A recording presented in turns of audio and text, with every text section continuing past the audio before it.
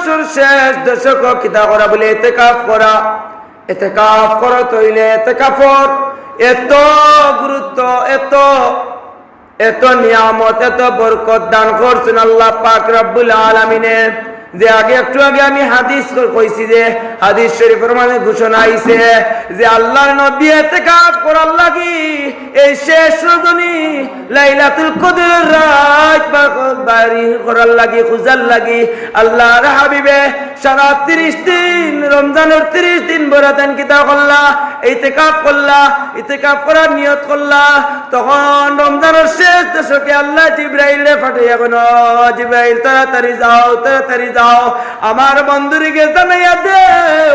ও জিবরাইল যাও, আমার বন্ধুরিকে জানাইয়া দেও যে লাইলাতুল কদরের রাত আমি আল্লাহ পাক রব্বুল আলামিনে শেষ দশকে দান করছি। আর এই শেষ দশকে লাইলাতুল কদরের রাত খুঁজার লাগি সবচেয়ে গুরুত্বপূর্ণ সময় লগিয়া ইতিকাফ করা।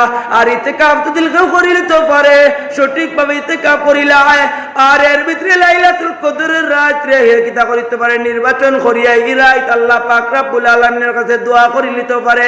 আল্লাহ পাক রব্বুল আলামিন লাইলাতুল কদরের রাত পাওয়ার কারণে তার জিন্দগির সমস্ত গুনাহ খাতা মাফ করিয়া তার এমন ভাবে নিষ্পাপ করিয়া দেন, যাতে এইরকম নিষ্পাপ করেন যেমন একটা শিশু আজকে দুনিয়াতে আইছে, দুনিয়াতে আমার পরে যেইভাবে এই সন্তান, এই শিশু নিষ্পাপ থাকে, তেমনি ভাবে আল্লাহ পাক রব্বুল আলামিন তার বান্দারে নিষ্পাপ করিয়া দিলেন। সুবহানাল্লাহ।